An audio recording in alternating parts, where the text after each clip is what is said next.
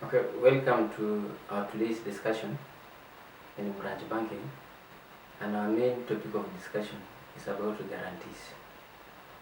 As a banking student, we are all aware that the reason why we want to open an account in a bank is to save our money, to earn interest, and more so is to borrow some money.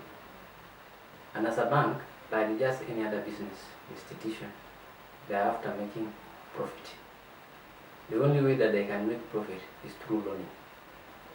As a customer, as an individual who has an account with the bank, you are free to borrow some money with the bank.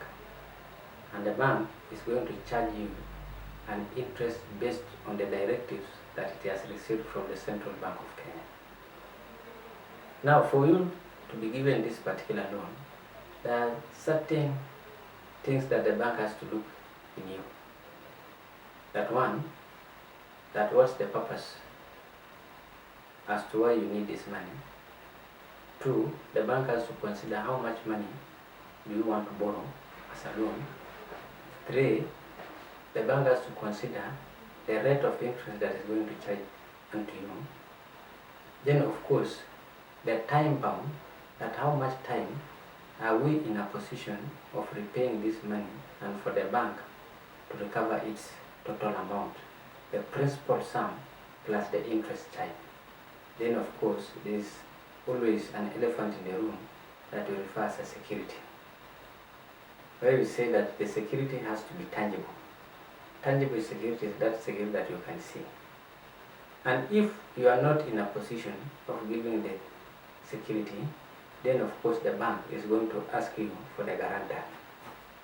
A guarantor is that particular individual who has decided to help you or to bail you out, that in case if you will be in problem of making repayment of this loan, then that guarantor himself or herself will foot your bill, which means he's going to take that responsibility of making either the monthly installment to the bank until when the loan is cleared.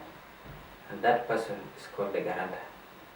Now, in the guarantorship, say that there are three people who are actually that take place.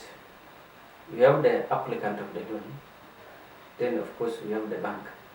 Then where the applicant, we refer him as the principal debtor, then the bank, and of course the surety. The surety is that particular person who takes as a guarantee. So it's a contract that you are going to enter between the principal debtor and the surety and the bank. And of course, we know that the applicant is who? The beneficiary. The beneficiary is the person who is going to benefit out of this particular money. It's called the beneficiary.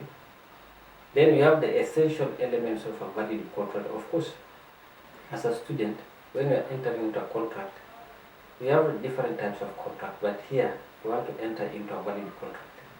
It must be having certain essential elements that can guarantee. One, we say that there should be what? The element of the validity of the contract. Then we have what is referred as the consideration. Then the guarantor say that the second, the competency on those particular people who have entered into a contract. And of course, we have different kinds of guarantees, where you say that we have a specific or the ordinary guarantor. Then of course, we have the financial guarantee.